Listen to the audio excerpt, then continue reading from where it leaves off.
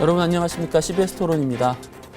최근 몇 년 사이에 눈에 띄는 방송 컨텐츠 경향을 말하자면 연애 리얼리티의 선전을 꼽을 수 있겠습니다. 하지만 현실 속 대다수의 청년의 모습은 조금 다르죠. 사회 경제적인 압박으로 인해서 연애나 결혼, 자녀를 포기한다는 3포 세대란 말이 처음 등장한 지도 벌써 10년이 지났고요. 또 현실 속 청년들의 고민은 현재 진행형을 넘어서 나날이 심화되고 있는 형국입니다. 기독교 신앙을 가진 청년들의 삶도 크게 다르지 않을 텐데요. 당사자들뿐만 아니라 한국 사회와 교회도 이 현상을 더 진지하게 대면해야 할 것 같습니다. 그래서 오늘 토론에서는요, 두 분의 패널을 모시고 교회 속 청년들의 연애와 결혼에 대해서 함께 이야기 나눠보도록 하겠습니다.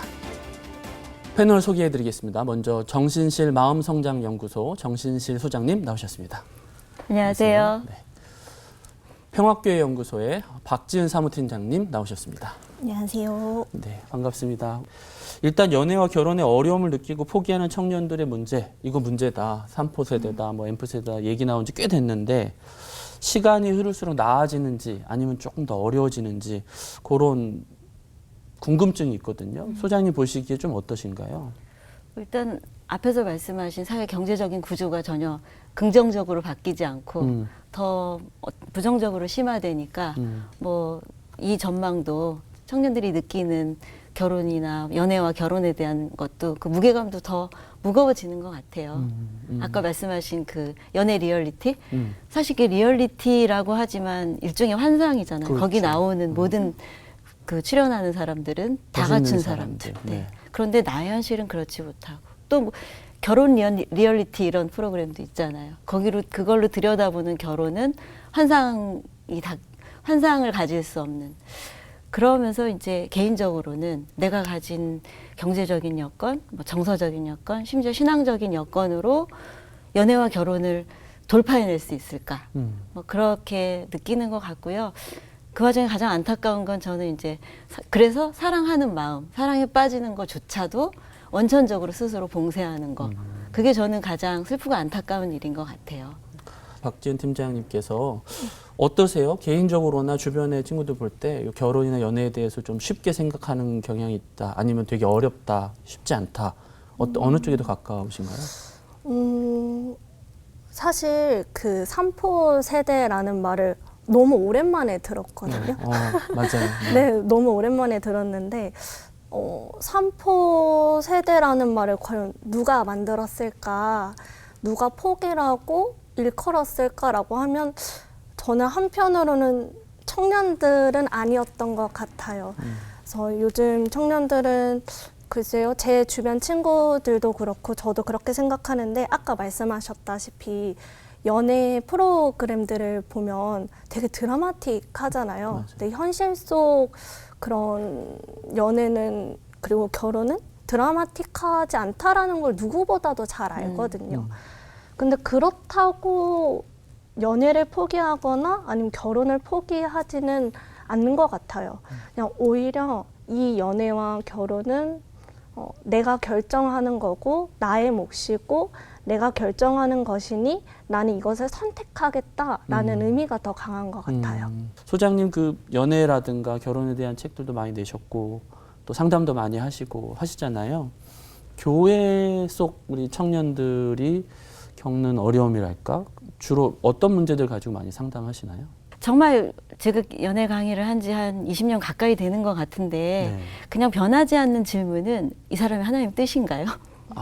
근데 거기 안에는 저는 정말 하나님 뜻인가요? 라고 묻는 것도 있지만 여러 의미가 담겨져 있는 것 같아요. 아까 선택의 문제라고 말씀하셨는데 내가 이 선택을 해도 될까? 특히 결혼이라는 것 앞에서는 그런 확신 없음 이런 이런 물음일 수도 있을 것 같고 뭐 흔히는 이제 스킨십, 정말 결혼 전에 성관계 하면 안 돼요? 이런 질문들이 이제 좀 용기 있게 나오고 사실 그 질문조차도 공적 공간에서 나오기가 쉽지 않았던 것 같은데 그런 질문을 받게 되고요. 제가 이메일이나 이런 개인적으로 좀 오는 상담들은 거의 성관계에 관한 질문이 많은 것 같아요. 교회 안에서 교제를 하다가 성관계를 했다. 그런데 다른 자매와 또 사귄다 뭐라든지 이런 우리가 좀 교회 안에서 은혜로운 페르소나를 가지고 얘기할 때는 거의 나오지 않는 이야기들 그런 것들이 이제 실질적으로 물어오고 상담해오고 그런 내용인 것 같아요. 아니면 예를 들어 이런 질문은 어떤가? 이 사람과 만나도 될까요? 할 때 너무 진부한 질문인데 네. 교회를 안 다니는 청년과 그렇죠. 만나도 될까? 이런 네. 질문도 있나요? 흔하죠. 어. 또 뭐 가장 흔하게는 신앙은 있는데 인격이 별로예요. 사람 정말 좋은데 신앙은 없어요. 어떤 사람하고 해야 돼요? 뭐 이런 질문. 그럼 굉장히 흥미로운 질문인데 네. 어떻게 답변을 하시나요? 그걸 왜 나한테 물어? 네가 결정해야지. 아, 그렇구나. 네. 아까 우리 그 팀장님 말씀하신 것처럼 저는 선택의 문제가 굉장히 중요한 것 같아요, 지금. 그래서 잘 선택하도록 돕는 게 저의 일이라고 생각을 하고 답을 준다기보다는 잘 선택하도록 돕는 게 제가 상담해서 해야 될 일이라고 생각을 해요. 흔히 이제 제가 안 믿는 이 친구랑 결혼해서 이 집안에 선교사로 가겠습니다. 그렇게 하는 네. 그런 말들도 하잖아요. 네, 네. 종종 듣는 얘기인 것 그렇죠. 같아요. 근데 네. 아니 선교사를 하고 싶으면 그냥 선교사로 나가지 왜 결혼을 가지고 선교를 하냐. 되게 둘 다 어려운 얘기인데 왜 둘 다 가장 어려운 두 개를 함께 하려고 하냐. 그래서 저는 이제 그 선택의 문제가 중요하다고 하는 것이 할 수 있을 것 같아요. 비신자와 결혼하고 특히 이제 우리 성비가 차이가 많이 나잖아요. 아무래도 그렇죠. 자매들이 믿는 형제를 찾기가 쉽지 않은 성비 차이가 있으니까 그래서 비신자와 결혼해도 되는데 내가 기도하면 이 사람이 믿을 거다라는 환상. 내가 기도하면 이 사람이 신앙을 가지게 될 거다. 이건 정말 결혼을 가장 불행한 수를 먼저 놓고 시작하는 거라고 생각이 들어요. 그래서 그런 부분들에 대해서 성서의 가르침과 내가 할 수 있는 부분을 잘 숙고하고 그게 기도가 되겠죠. 그리고 선택하는 것이 필요하다 이렇게 생각이 들어요. 예를 들면 또 다른 질문 중에 좀 뭐 많이 얘기하는 질문 중에 하나가 교회 안에서는 연애나 결혼 전까지 순결, 어떤 성적인 부분을 되게 부정적으로 여기는 것 같아요. 그래서 실제로 한국의 교회를 다니는 청년들도 다 똑같은 사람인데 그런 부분에 대해서 되게 고민을 많이 한다. 이런 얘기를 좀 듣는데 실제로 좀 어떠신가요? 정말 많이 듣고 저는 사실 혼전 순결해야 된다 뭐 이러한 성과 순결에 대해서 이야기할 때 사실 청년들이 그걸 맹목적으로 믿지 않아요. 그리고 또 따라가지 않거든요. 근데 또 한편으로는 그게 영향이 없다고는 말을 못 하겠어요. 왜냐면 제가 19살 때 그런 이야기를 들었어요. 24살 때까지는 연애하지 말라라는 이야기를 들었었어요. 그 4년이라는 시간을 통해서 하나님과 가까워지는 훈련이 되어 있어야 이제 하나님과 친밀해진다. 그래서 이러한 습관을 가지게 될 거다라는 이야기를 되게 많이 들었는데 제가 20살이 되자마자 연애를 시작을 한 거예요. 그런데 제가 첫 연애였거든요. 첫 연애니까 얼마나 서툴렀겠어요. 모든 게 서툴러서 그래서인지 이제 금방 헤어지게 됐는데 그때 제가 드는 마음이 뭐였냐면 내가 24살 때까지 기다리지 않고 연애를 해서 그런가? 아니면 이상하게 하나님과 조금 멀어진 느낌이 드는 거예요. 이상하게. 그래서 그 당시에 회개 아닌 회개를 했었던 기억이 남아요. 알게 모르게 계속해서 네. 영향을 받는구나. 네. 그래서 내가 헤어졌을 때 이게 마치 24살까지 기다리지 않아서 생긴 것처럼 네. 들으시면 어떠셨나요? 제가 회개를 해야 되는데 제가 연애책을 2권을 냈는데 첫 책은 한 20여 년 전에 했던 강의, 초기에 네. 했던 강의로 책을 냈는데 그 책에서 그런 뉘앙스를 풍겼어요. 내가 대학 졸업하고 나서 나의 정체성이 확립되는 시기, 고민하고 나는 누구인가, 삶에 대해서 고민하는 시기가 좀 필요한데 연애는 너무 많은 에너지를 뺏어가니까 몰입하게 된다.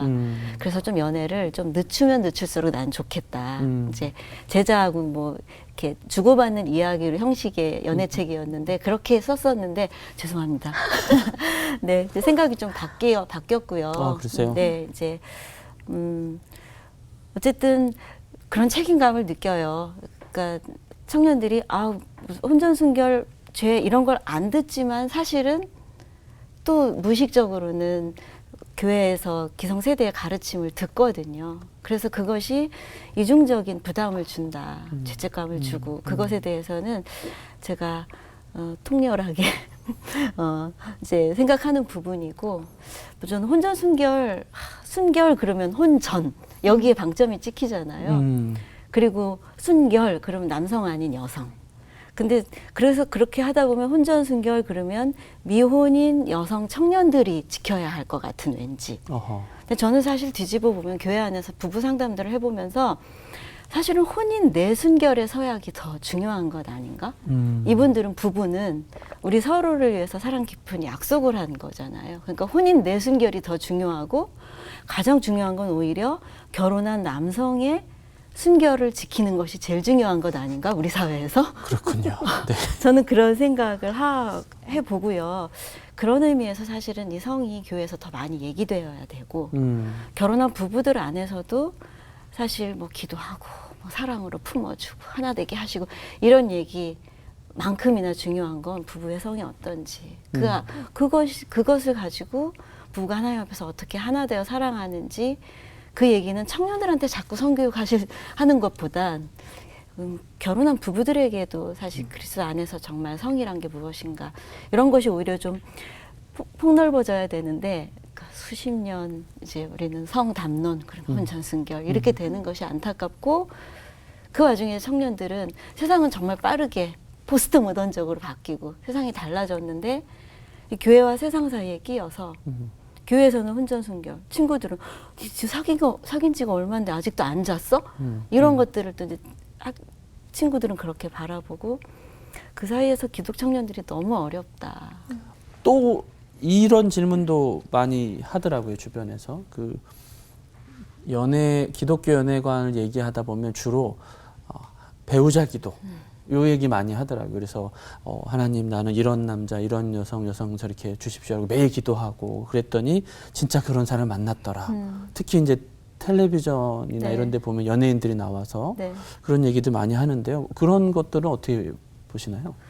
네, 그 정말 연예인들의 간증, 또 선배들의 간증 굉장히 많잖아요. 네. 배우자기도 어느 날 봤더니 딱 맞더라, 뭐 그런 거. 근데 이제 저는 배우자 기도 자체가 그냥 우리 한국교회 어떤 것들을 이렇게 담고 있는 것 같아요. 네. 사실 기도 제목이라는 것을 우리 욕망이 많이 투사되잖아요. 아하. 그러니까 배우자 기도 적어놓은 거 보면 뭐 다 좋은 거죠, 사실. 어때야 되고. 그러니까 저는 그 기도하라고 하는 제안 자체가 나쁜 건 아니라고 생각해요. 우리가 사실 좋은 걸 바라죠. 뭐 돈 많은 사람하고 결혼하고 싶고, 나보다 더 배운 사람하고 결혼하고 싶고, 이해해주는 사람하고 결혼하고 싶고. 근데 이제 그걸, 그냥 딱 우리 기도 제목과 기도 응답 그 메커니즘으로 네가 이렇게 잘하고, 교회 봉사 잘하고, 기도 제목, 배우자 기도하고 그러면 보상으로 이런 배우자를 주실 거야. 근데 굉장히 세속적으로 좋은 배우자, 알고 보면. 그런 것들을 좀 봐야 될 필요가 있고. 그래서 저는 이제 배우자 기도 대신 배우자 기록 어떠냐. 배우자 기록. 네. 뭐 기도하는 마음으로 쓰라고 하는 거죠. 이런 배우자를 만나서 이런 가정을 나는 결혼하겠다면 이런 가정을 그린다. 써봐라. 써놓고 오래 들여다보면 네가 보인다, 거기서. 아하. 나의 욕망이 보이고 이게 하나님 성경에서 말할 우리 구원과 관련된 정말 진리와 관련된 기도 제목인지 아니면 혹시 또 내 상처가 투사된 어떤 것들인지. 그래서 저는 이제 싱글데이 시간들을 배우자 기록하면서 보내면 참 좋겠다. 그런 제안들을 또 제가 그런 시간들을 보내기도 했고요. 그래서 어쨌든 기도 자체, 뭐 기도해라 이런 것 자체는 뭐 좋은 애정 어린 제안이잖아요. 근데 그것들을 좀 그야말로 상투적이지 않은 거기에 담긴 기성세대의 뜻을 담아서 좀 전달하면 좋겠다. 사실 그 상투적인 말에 우리 아까 청년들이 교회를 떠나는 이유도 그런 거잖아요. 사실 언제 결혼하니, 결혼하면 또 언제 아기 가지니. 그런 것들이 당사자에게 어떤 맥락인지 묻지 않고 이제 그런 말하는 것들이 어른들이 생각하시는 것보다 훨씬 더 청년들이나 젊은 사람들은 얘들이 교회를 왜 안 나오고 왜 떠나느냐, 사실 들어보면 그 반복되는 상투적인 말들이거든요. 그런 부분들을 좀 우리가 이렇게 어른들이 민감하게 좀 알아들으시면 좋겠다 그런 생각이 들어요. 일단 상투성을 얘기하셨는데 교회에서 연애나 결혼 이렇게 해라고 하는 상투적인 얘기들 들으실 때 어떠세요? 정말 그렇게 해야 되겠다 이렇게 느낀다. 저도 배우자 기도 네, 해보셨나요? 딱 한 번 해봤어요. 딱 한 번. 네네. 왜냐하면 배우자 기도를 해야 된대요. 그러더라고요. 그래서 배우자 기도를 해야 되고 세세하게 할수록 좋다. 근데 흥미가 생기잖아요. 배우자 기도라니 내가 세세하게 할수록 이게 그대로 이루어진다니 해서 딱 한 번 기도를 이제 하려고 금요 철야 예배 때 딱 이렇게 두 손을 모으면서 했었는데 네. 그때 뭐라고 기도해야 될지 모르겠는 거예요. 뭐 키는 어떻고 뭐 성격과 집안은 어떻고 이거를 세세하게 해야 되는데 뭐라고 해야 될지 전혀 모르겠더라고요. 그래서 이게 뭐지? 싶어서 그 이후로 안 하게 됐는데 이상하게 저는 안 됐는데 친구는 너무 세세하고 구체적으로 기도를 하는 거예요. 꾸준히. 근데 저는 안 되는데 저 친구는 되는 거잖아요. 이상하게 제 믿음이 되게 적어 보이더라고요. 근데 저는 이러한 교회 문화가 좀 우리의 삶을 좀 가볍게 여긴다라고 생각이 들었어요. 그러니까 이렇게 하면 이뤄질 거야 라고 이야기를 하는데 뭐 그대로 이루어지신다고 하는데 뭐 기도가 안 되는 거죠. 그러면은 왜 안 돼요? 라고 하면은 지금 너가 기도를 잘 안 해서 그래 라던가 아니면은 지금 하나님 때가 안 이루어졌는데 너가 섣부르게 판단해서 그래 라고 이야기를 하는 거죠. 저는 사실 이게 너무 그냥 100% 우리의 기도하는 방식, 우리 교회 안에서 기도하는 방식과 딱 맞아떨어지는 그런 것 같은데 사실은 내가 어떤 사랑을 할 존재로 준비되느냐. 그러니까 내가 아까 기도해서 신앙을 가지게 한다든지 내가 기도하면 저 사람이 내가 원하는 대로 바뀔 거야. 이건 사랑 관계 안에서 가장 불행한 전제 같거든요. 저 사람 이런 관계 안에서 나는 어떻게 변할 것인가? 내가 가진 한계가 무엇인가? 사랑하는데 왜 자꾸 나는 어떤 부분으로 저 사람과 잘 연결되지 못하는가? 이제 그런 부분들이 더 중요한 것 같고 기도를 해야 된다면 하나님 저의 이런 모습이 연약한 모습 어떻게 해요? 이렇게 기도해야 하는 것 아닐까? 사실 연애 중간에 순결, 뭐 성 그런 것보다 더 중요한 건 전후로 어떤 것들을 해야 되는가, 어떤 기도를 해야 되는가, 어떤 준비를 해야 되는가 이런 것도 있을 것 같은데 그런 부분도 말씀해 주실 게 있다면. 뭐 연애를 후라면 열심히 연애하셔야죠. 느리고. 네. 사실 우리 지금 얘기하는 건 연애하기 어려운 시대인데 네네. 내가 좋아하는 사람이 나를 좋아서 연애하게 됐다. 이것은 축하하고 축하합니다. 네, 누리셨으면 좋겠고요. 충분히 거침없이 좀 누리셨으면 좋겠고 연애 전이라고 한다면 저는 이제 아까 서두에 말씀드린 것처럼 사랑 자체를 원천봉쇄하는 그런 청년들의 마음을 제가 좀 느끼거든요. 근데 사랑은 진짜 에로스는 뭐 프로이트가 말하는 것 에로스는 그냥 사랑이 아니라 나를 살아있게 하고 생명력 있게 하고 창조성이기도 하잖아요. 좀 교회에서든 어른들이 좀 이렇게 생기가 있으면 너 연애하냐? 이렇게 물어보잖아요. 네. 그건 사실 저는 우리가 존재가 하나님 형상으로 지어졌다는 건 우리 본질이 사랑이라는 뜻인데 그것을 내가 무슨 본질이 사랑이야 라고 느끼는 가장 잘 느낄 수 있는 게 사랑에 빠졌을 때라고 생각이 들어요. 사랑에 빠졌을 때 내가 안 하던 걸 하네. 이런 내가 있네.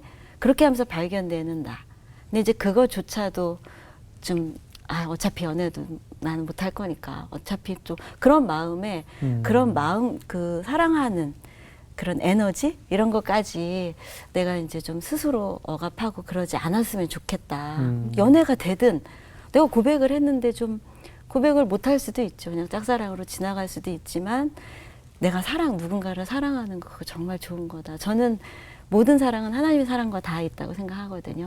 에로스 사랑 또 하나님의 사랑과 다 있다고 생각하고 그 부분과 제가 이제 연애 강의 하면서 한 주제로 한 문장으로 말하자면 나 자신이 되어 연애하기. 그 누구가 넣어준 답이 아니라 내가 이 사랑을 어떻게 할 것인가. 나 자신을 지우지 않고. 그러니까 뭐 사랑 얘기를 제가 계속 하지만 사랑은 사실 궁극적인 자기 증여잖아요. 근데 나를 내어줘야 되는데 내어줘야 될 내가 뭔지 몰라. 내가 없어. 그러면 정말 사랑이 어려운 거죠. 그래서 그 연애 전에 나 자신이 되어 연애하기. 연애 후도 마찬가지죠. 내가 이 연애 안에서 연애 안에서 계속 나를 소멸시킨다. 나는 계속 없어지고 상대만 있다. 이거 굉장히 많이 우리 고민해봐야 되는 연애고요. 한 문장으로 하자면 나 자신이 되어 연애하기. 저는 이렇게 좀 정리하고 싶어요. 네. 우리 팀장님은 현재 어떤 교제 중이신가요? 네. 좀 조심스러운 질문인데 연애하고 결혼까지 생각을 하고 계신가요? 네. 근데 이제 기독교회 안에서 당연히 연애를 했으면 어느 정도 일정한 나이가 되고 그다음에 어떤 시기가 되면 결혼해야 되는 거다. 이렇게 이제 보통 얘기를 하잖아요. 그런 얘기를 들으실 때 좀 어떠세요? 일단 당연하지 않다라고 생각을 하고요. 그러니까 제가 친구한테 물어봤어요. 너는 연애와 결혼을 어떻게 생각하니? 라고 물어봤을 때 친구가 이렇게 대답을 하더라고요.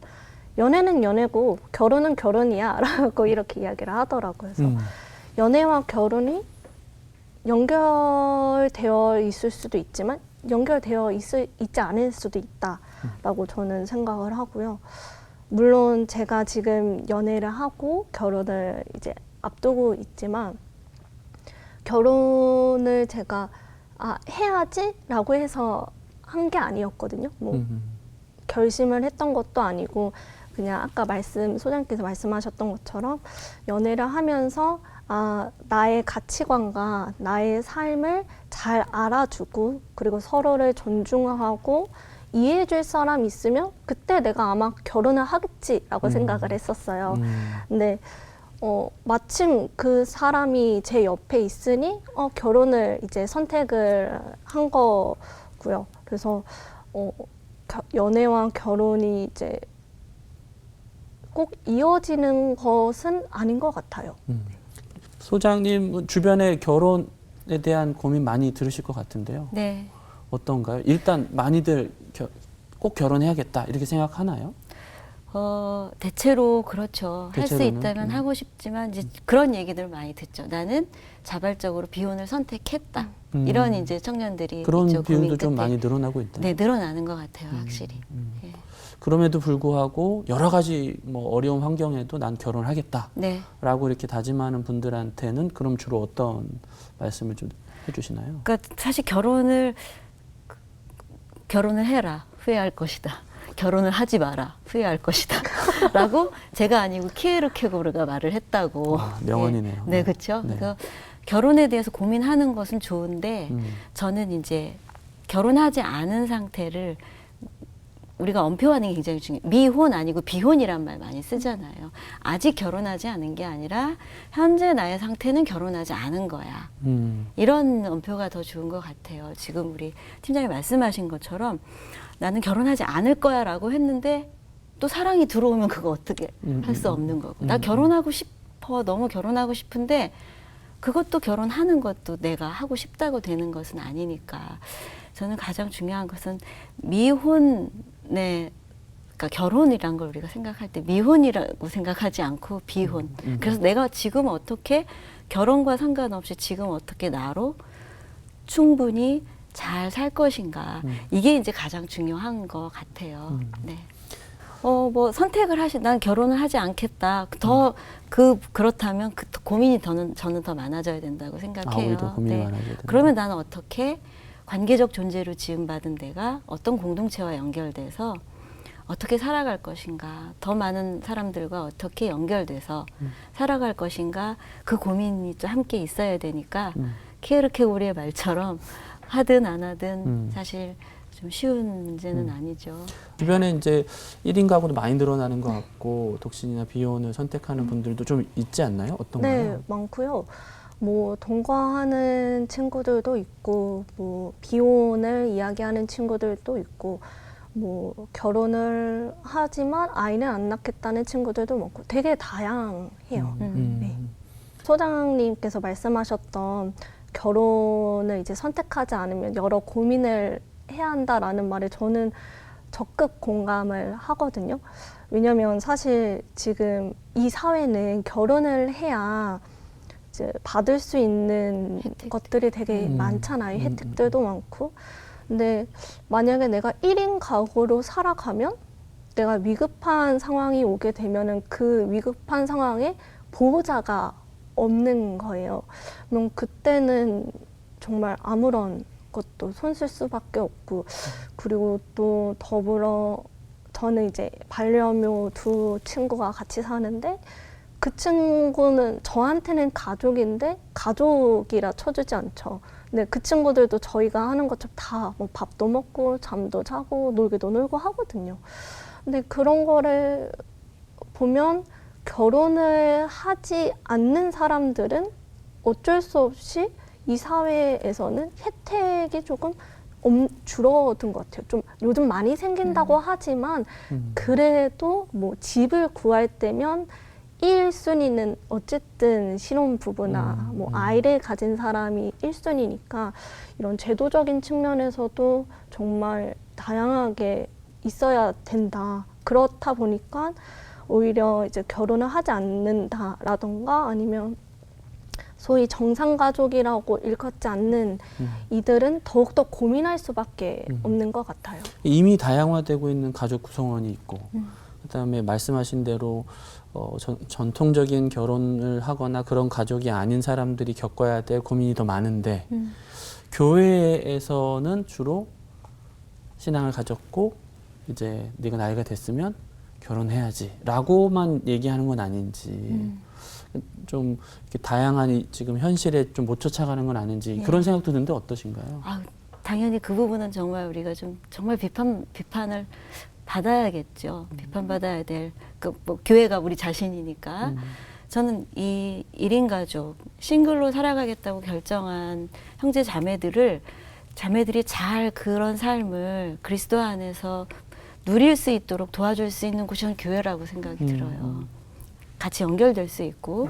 근데 지금 말씀하신 것처럼 정상가족, 부부가 있고 그래야 정상이고 나머지는 이름도 붙일 수 없는 구역에도 청년이야, 장년이야. 네. 그런 것이 사실 어려운 문제인데요. 사실 성경에서 예수님도 싱글이셨고 사도 바울도 싱글이셨고 그런데 교회 안에 저는 그것을 해야 되는 게 사실 이 시대 교회 사명이라고 생각이 들고 이제 고민들은 있지만 전 막막해 하시는 것 같기도 해요. 근데 계속 우리가 내내 말했던 것처럼 당연한 것으로 똑같은 정답을 청년들에게 또는 뭐 나이 드신 분에게도 들이대지 않고 그 선택을 존중하되 전 좀 실질적으로는 이분들을 잘 이렇게 소그룹 몇 분이 됐든 소그룹으로 묶어서 좋은 이름을 지어주면 어떨까. 그러니까 청년, 장년 뭐 여러 이름이 있더라고요. 예, 뭐 40대 청년 뭐 이렇게. 근데 뭐 결혼 안 하면 또 다 청년인가? 뭐 그런 질문을 해봐야 되고 좋은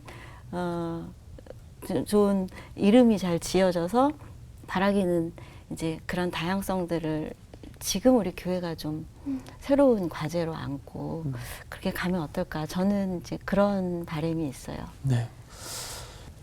마지막으로 좀 오늘 얘기 나누기가 다 뭐 부족하긴 했는데요. 혹시 오늘 못하신 얘기 중에 이런 얘기는 꼭 했으면 좋겠다 정리하신 말씀이 있다면 좀 부탁드리겠습니다. 저는 이제 결혼을 준비하고 있지만 저는 결혼을 좀 준비하고 뭐 결혼을 하는 게 저는 운이 좋았다라고 생각을 하거든요. 그러니까 삶을 함께 살아가는 짝꿍이 있고 그리고 결혼을 해야 인정받는 사회에 살고 있으니까요. 그러니까 그 결혼이라는 게 플러스 요인으로 작용되지 않았으면 좋겠어요. 여전히 결혼을 하고 싶어도 뭐 제도나 여러 상황으로 결혼을 못하는 청년들이 있고 또 더불어서 결혼을 선택하지 않는 청년들이 너무나도 우리 곁에 있기 때문에 저는 어느 곳에 있든 그리고 어떠한 선택을 하든 당신을 지지하고 있다고 이야기하고 싶습니다. 네, 고맙습니다. 소장님도 마무리 부탁드립니다. 저는 이제 아무래도 나이 든 세대니까 청년들한테 미안한 마음을 늘 가지고 있고 저는 청년들보다는 혹시 이 방송을 보시는 좀 혹시 스스로를 기성세대라고 생각하시는 교회 어른들께 좀 드리고 싶은 말씀인데 청년들이 교회를 왜 떠나냐면 대단한 것 때문에 떠나진 않는 것 같아요. 아까 그냥 내가 너무 쉽게 말하는 말들 그런 것들이 나는 정답이라고 생각하고 확신을 가지고 근데 저는 한 25, 6 대학 졸업한 이런 청년들은 이미 자기 생각도 다 있고 옳은 게 뭔지도 알고 가르치지 않아도 다 판단하고 있다고 생각이 들어요. 그래서 뭘 정답을 주려 하지 마시고 좀 들어주시면 어떨까. 그러니까 그럼 어떻게 말해야 되냐고 이제 그러시더라고요. 도대체 네, 여성들한테 네. 이런 말 쓰지 마라. 뭐 외모에 대한 얘기도 하지 마라. 어떻게 얘기해야 되냐. 제일 좋은 건 모르겠으면 말하지 마라. 모르겠으면 말씀하시지 마시고 좀 들으시면 어떨까. 그래서 뭐 저희 세대 그렇게 좀 청년들을 그렇게 좀 대해 주시면 어떨까 그런 말씀을 드리고 싶네요. 네, 고맙습니다. 오늘 말씀 감사하고요. 실질적인 고민이 잘 담겼는지 되돌아보게 되는데 이 토론을 통해서 더 교회 안에서도 더 진지한 대화들이 이어졌으면 좋겠습니다. 사실 우리가 지향해야 할 미래는 비혼자와 미혼자 그리고 기혼자 모두가 자기답고 행복하게 살 수 있는 사회일 것입니다. 그럼에도 한국 사회와 교회가 청년들의 연애와 결혼 문제 앞에서 보다 진지해져야 하는 이유는 그 현상 뿌리에 관계에 대한 불안, 미래에 대한 비관적인 전망이 자리 잡고 있는 것은 아닌가 생각해 봅니다. 상투적인 걱정과 섣부른 조언보다는 진심 어린 경청과 섬세한 공감이 더 필요한 이유일 것입니다. 오늘 함께 나눈 이야기가 도움이 되었길 바라면서 오늘 CBS 토론은 여기서 마치겠습니다. 시청해 주셔서 고맙습니다.